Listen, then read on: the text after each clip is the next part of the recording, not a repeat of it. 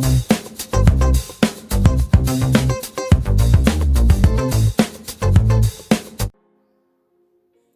Friends, welcome back to our channel ViaCooking.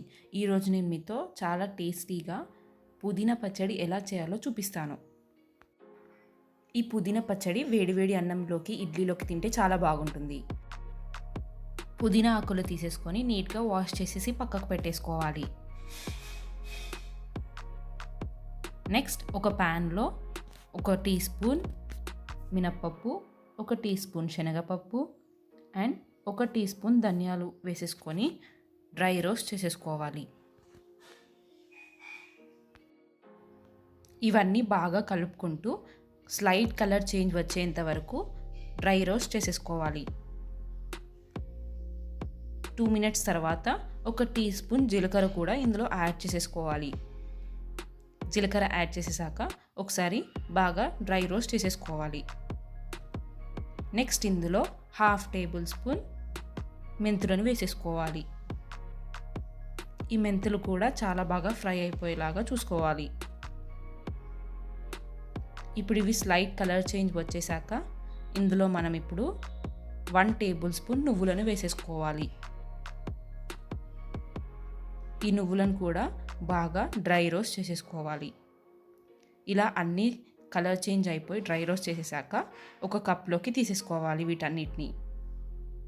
ఇప్పుడు next pan పెట్టేసుకొని అందులో ఒక 4 టేబుల్ స్పూన్స్ ఆయిల్ వేసేసుకోవాలి. ఆయిల్ హీట్ అయిపోయిన తర్వాత 8 పచ్చిమిర్చిలని ఇలా కట్ చేసేసుకొని ఆయిల్లో ఫ్రై చేసేసుకోవాలి.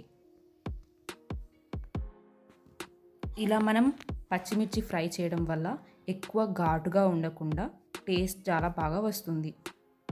ఇలా పచ్చిమిర్చి ఫ్రై అయిపోయాక అందులో మనం ముందుగా క్లీన్ చేసి పెట్టుకున్న పుదీనా ఆకులను వేసేసుకోవాలి.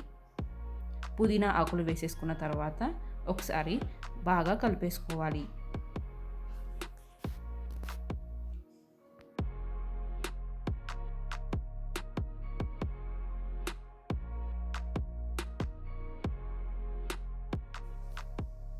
ఇలా కలుపుతూ పుదీనా ఆకులను మనం మగ్గించుకోవాలి. 2 to 5 మినిట్స్లో మనకి పుదీనా ఆకు ఇలా రెడీ అయిపోతుంది.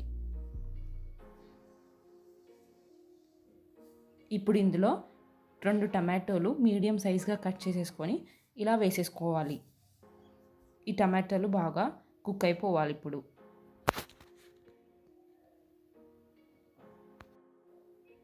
టమాటాలు కుక్ అవ్వడానికి లిడ్ పెట్టేసుకొని ఒక 5 మినిట్స్ కుక్ అవ్వించుకోవాలి మీడియం ఫ్లేమ్లో. 5 మినిట్స్ తర్వాత లిడ్ తీసేస్తే మనకు టమాటాలు మగ్గిపోయి ఉంటాయి.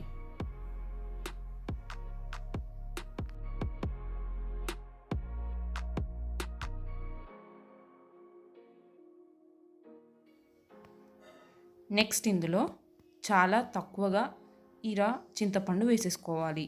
చింతపండు వేసేసుకున్న తర్వాత ఒక 2 మినిట్స్ మళ్ళీ మనం మూత పెట్టేసుకొని కుక్ చేసేసుకోవాలి. 2 మినిట్స్ తర్వాత మనకు ఆల్మోస్ట్ రెడీ అయిపోయినట్టు ఉంటుంది. ఇప్పుడు దీన్ని ఒకసారి బాగా కలిపేసుకోవాలి.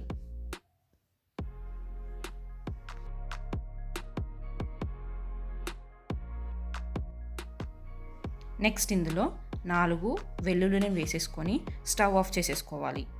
ఇప్పుడు ఈ మిశ్రమాన్ని చల్లార్చుకోవాలి.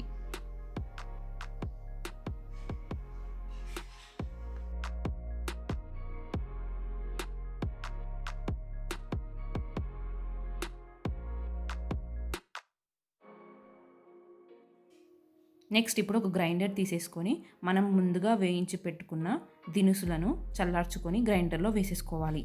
ఇప్పుడు దీన్ని ఇలా ఫైన్గా పౌడర్ లాగా చేసేసుకోవాలి. ఇలా చేసేసుకున్న తర్వాత దీన్ని పక్కకు పెట్టేసుకోవాలి. ఇప్పుడు ఇంకొక గ్రైండర్ తీసేసుకొని అందులో మనం ముందుగా చల్లార్చుకున్న మిశ్రమాన్ని దీంట్లో వేసేసుకోవాలి.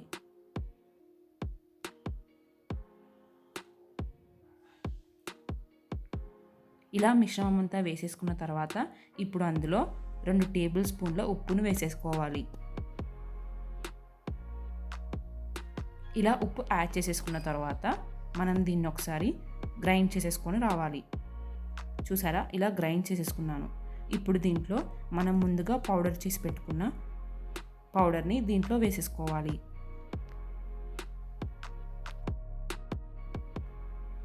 ఈ పౌడర్ వేసేసుకున్న తర్వాత మళ్ళీ ఒకసారి గ్రైండ్ చేసేసుకోవాలి. చూసారా, ఇలా గ్రైండ్ అయిపోయింది. ఇప్పుడు దీన్ని తీసేసుకొని బౌల్లోకి సర్వ్ చేసేసుకోవాలి. ఇలా సర్వ్ చేసేసుకున్న చట్నీలో మనం పోపు పెట్టేసుకోవాలి. ఇలా పోపుని మనం ఈ చట్నీలోకి వేసేయాలి. అంతే ఫ్రెండ్స్, చాలా ఈజీగా పుదీనా పచ్చడి రెడీ అయిపోయింది. ఈ చట్నీని మీరు కూడా ట్రై చేసి ఎలా వచ్చిందో మా కామెంట్ బాక్స్లో కామెంట్ చేయండి. మీకు కనుక ఈ రెసిపీ నచ్చినట్లయితే లైక్ చేయండి అండ్ షేర్ చేయండి. ఈ పుదీనా పచ్చడి వేడివేడి అన్నంలోకి నెయ్యి వేసుకొని తింటే చాలా టేస్టీగా ఉంటుంది. అండ్ ఇడ్లీలోకి, దోశలోకి కూడా చాలా టేస్టీగా ఉంటుంది. Thank you.